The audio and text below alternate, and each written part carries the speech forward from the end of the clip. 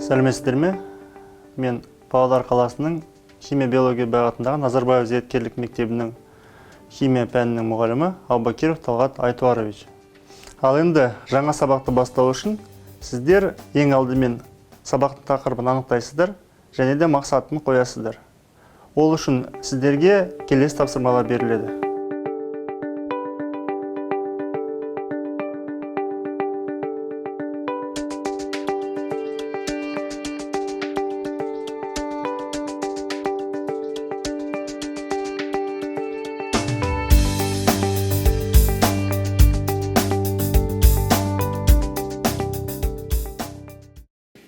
Менің есептеуім бойынша бұл калий металы, себебі ең алдымен осы формулаға қойсақ, яғни 45,348 см кубты тығыздыққа көбейткенде массасы 39 грамм шығады. Одан кейін молярлық массаны табу үшін шыққан массаны ньюға бөлеміз. Яғни 39-ды бірге бөлеміз. 39 грамм мол шығады. Бұл калий элементі. Тамаша. Ары қарай тағы бір тапсырмам бар, яғни осы сіздің жауабыңызды нақтылау үшін келесі тапсырманы орындау қажет. Ол металл бертолет тұзының селитраның қиын балқитын сұйық сабын алу үшін қолданатын қосылыс қалқаштың құрамына кіреді.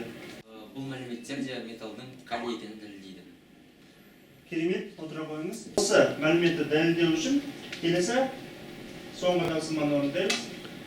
Ол металдың тұздары жалынның түсін күлгін түске бояйды. Айда қойыңыз.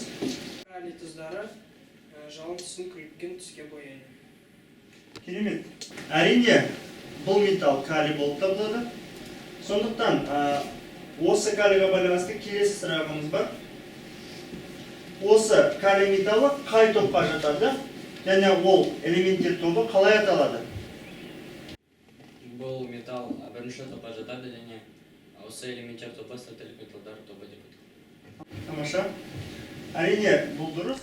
Жаңа сабақтың тақырыбы сілтілік металдардың реакциялары.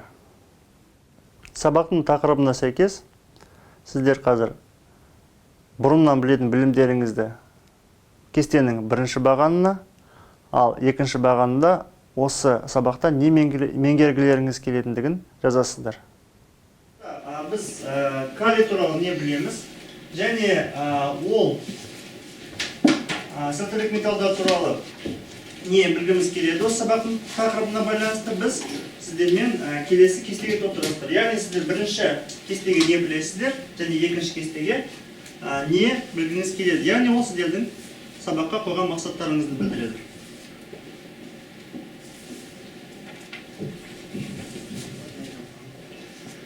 Аяқтап болсаңыздар, онда кестелерді әзірше сабақтың соңына дейін столдың шетіне қоя тұрыңыздар.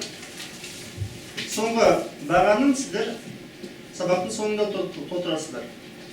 Қазір біз оқу бағдарламасы біздің сабаққа қандай мақсат қоятынын көреміз.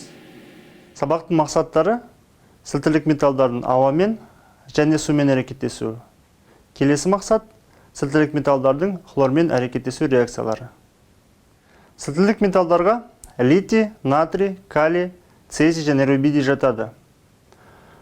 Осы топтың химиялық қасиеттерін дұрыс түсіну үшін біз ең алдымен олардың атом құрылысын қайталауымыз керек.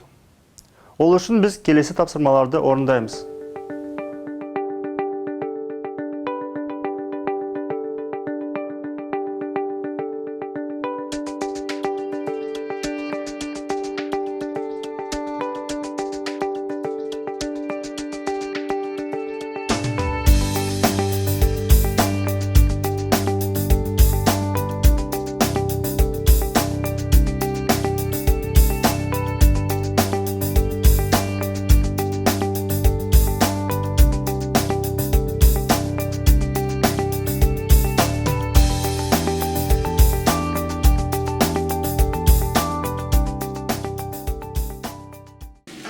жоғарыдан төмен қарай ядро заряды артады, сонымен қатар протон саны мен массасы да артады. Электрон саны артқандықтан энергетикалық деңгей саны да артады. Бірақ барлық металдардың валентті электрон саны бірге тең болады. Сонымен қатар сыртқы деңгейдегі электрон сандары аз болғандықтан олар беруге бейім және ион заряды 1 плюске тең болады. Сілтілік металдардың осындай құрылысы олардың химиялық қасиеттерін түсіндіреді. Сілтілік металдарға жататын металдар өте белсенді элементтер болып табылады. Сондықтан олар реакция қарқынды түседі. Олар суға, оттегіне, ал кейде азотқа да қатысты өте белсенді болып табылатындықтан оларды керосиннің ішінде сақтайды. Сілтілік металдардың сумен реакцияларын дұрыс түсіну үшін қазір біз келесі тәжірибелерді бақылайық.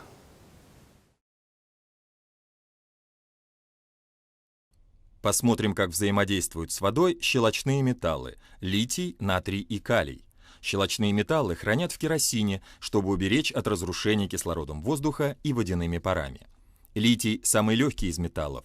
Он вдвое легче воды и всплывает даже в керосине. Плотность лития 0,54 грамма на кубический сантиметр. Посмотрим, как литий будет реагировать с водой. Для опыта нам нужен очень маленький кусочек лития. Литий с трудом режется ножом.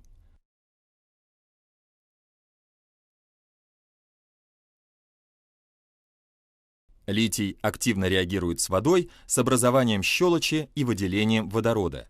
Кусочек лития буквально тает на наших глазах. В растворе образуется щелочь, гидроксид лития.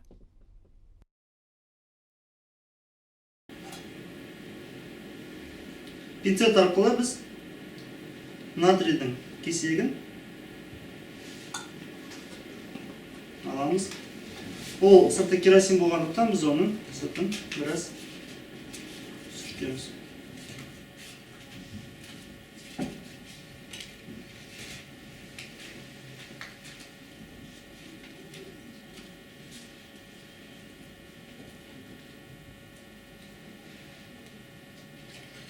Сілтілік металдар жұмсақ болғандықтан олар пышақпен оңай кесіледі. Және де металдардың қаттылығы топта жоғарыдан төменнен жоғарыға қарай артады.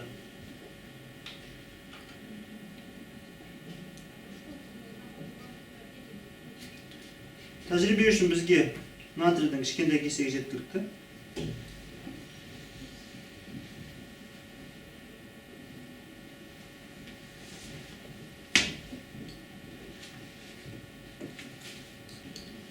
Петри чашкасына петри тостағанына су қоямыз.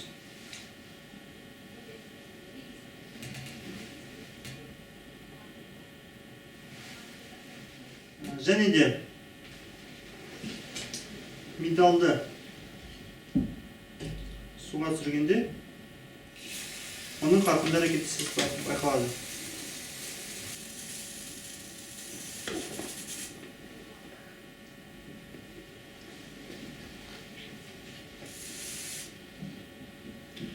Егер біз ерітіндіні фенофталин индикаторымен тексеретін болсақ, ерітіндінің таңқурай түске боялғаны байқалады. Яғни бұл реакция нәтижесінде сілті түзілгеннің белгісі болып табылады. Басқа сілтілік металдардың сумен әрекеттесу реакцияларын біз видеодан көре аламыз. Себебі олардың кейбіреулерімен сумен әрекеттесуі біз үшін қауіпті болып табылады. И еще один щелочной металл – калий. С калием нужно обращаться очень осторожно. Калий может загореться на воздухе.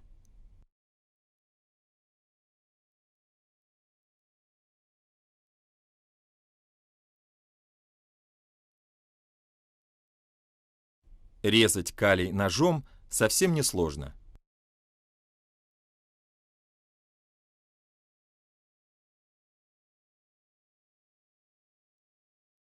Калий так энергично реагирует с водой, что выделяющийся водород загорается. В целях безопасности чашку Петри прикроем крышкой.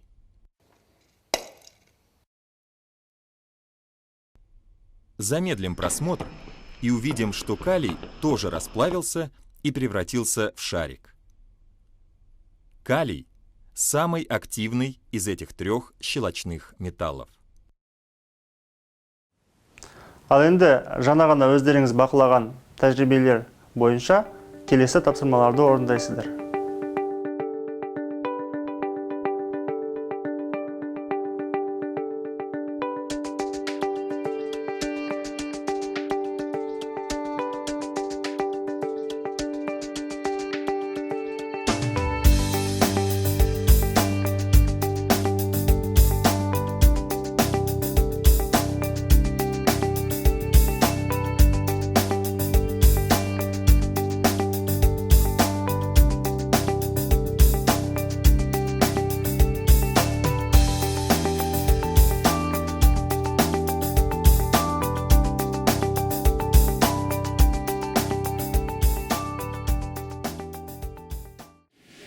Сілкілік металдарды суға салған кезде олар сумен қарқынды байланысады. Ядро заряды өскен сайын металдың белсенділігі де артады. Мысалы, литий сумен жақсы әрекеттесе, натрий судың үстінде жүгіріп жүреді. Ал калий болса, сумен әрекеттесу байланысында тұтанады. Металдың сумен әрекеттесуі нәтижесінде металл гидроксидімен сілті түзіледі.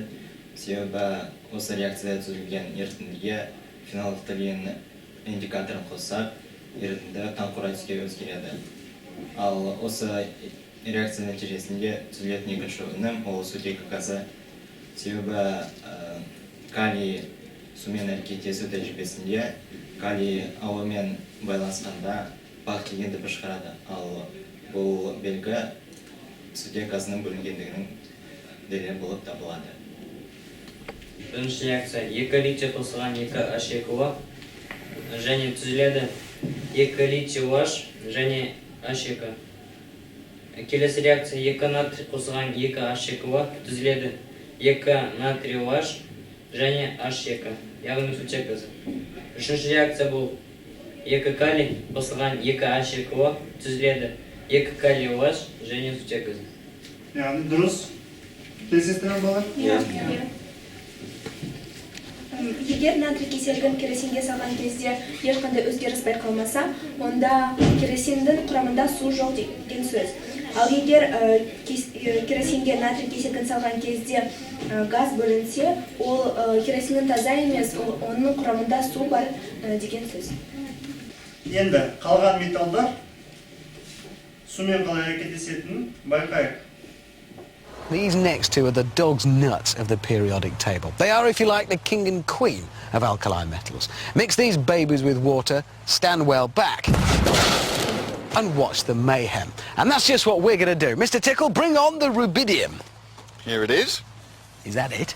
Well, it might not look like much, Richard, but it's a highly reactive metal. It's sealed in this glass tube under argon atmosphere conditions, just for safety. Right, so what's going to happen when you drop that in the water? Well, imagine, if you will, letting off a hand grenade in a bathtub. Righto, I'm off. Have that. Okay. Good luck. Okay, Tickle. Drop the rubidium in the water. Stand back, everybody. This one's going to be bad.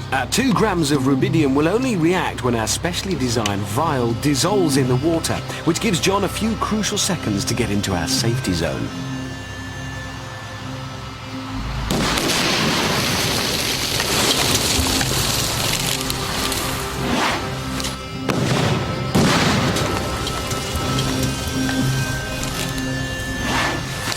Yes! Wow. That is more like it. Only on Brainiac do you get that kind of science. But I believe we can go one better. There is one more alkali metal we can legally use. Yes, Richard, cesium, the emperor of alkali metals, particularly nasty, could go off at any time. And that's it. Oh, yes. Brilliant. I like it already. Now, what's that going to do when it hits the water? Imagine a depth charge in a bathtub. Fair enough, mate. I'll leave you to it. Good luck. Thank you. Okay, John. Go for it. Warning, warning, warning, extreme danger, clear the area. As our cesium sinks in the water, the rapid generation of hydrogen gas should produce quite an explosion.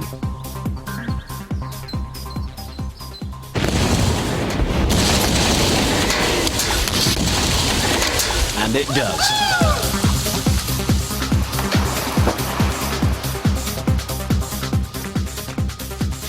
Magnificent. And I think that concludes today's experiment. There is, I should say, one more, even more reactive metal francium, but for some reason they wouldn't let us have any of that. Still, there you go. Today's lesson. Never mixed alkali metals with water. Ал енді сілтілік металдардың сумен әрекеттесуінің қорытындысын шығарайық. Металдардың сумен әрекеттесу реакцияларын типін атаңыздар. Орынбасу реакциялар, дұрыс. Сілтілік металдардың сумен реакцияларында ядро зарядының өсуімен металдардың белсенділігі қалай өзгереді? Себебін түсіндіріңіздер. Ядро заряды артқан сайын оның белсенділігі де артады.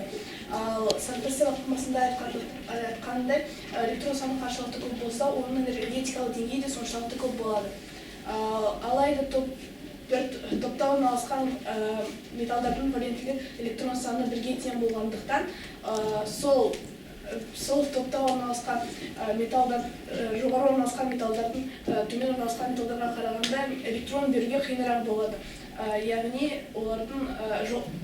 төмен орналасқан металдардың реакциялары қарқындырақ өтеді. Сілтілік металдар өте белсенді металдар болғандықтан, олар оттегінде өте қарқынды жанады. Мысалы, литий оттегінде жанып, литий оксидін түзеді. Натрий литийден белсендірек болып табылады, сондықтан осы жану реакциясының өнімі ретінде пероксид түзіледі. Калий литийден және натрийден белсендірек болады, сондықтан осы реакция нәтижесінде натпероксид түзіледі. Сілтілік металдар хлормен әрекеттесіп, хлоридтер түзеді. Ал енді бүгінгі сабақта өткен білімді қорытындылайық. Ол үшін сіздер қазір химиялық диктант жазасыздар.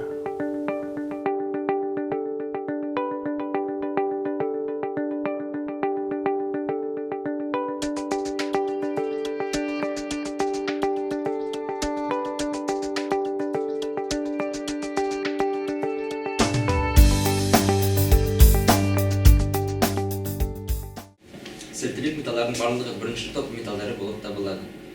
Сілтілік металларға литий, натрий, калий, рубидий, цезий жатады. Олардың барлығы басқа элемент атомдарымен иондық байланыс түзеді. Олардың барлығының сыртқы энергетикалық деңгейінде бір электрондар бар. Оттекпен тотыққанда оксид немесе пероксид түзеді. Сумен әрекеттескенде сілтілік металлардың барлығы сілті және сутек газын түзеді. Сумен реакциясы орынбасу реакцияларының типіне жатады. Сілтілік металдар хлормен әрекеттескенде хлоридтер түзеді. Олар тұздар класына жатады.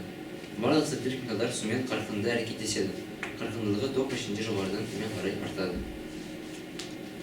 Ал енді сабақта меңгерген білімдеріңізді немесе туындаған сұрақтарыңызды БББ кестесінің 3-ші бағанына толтырыңыздар.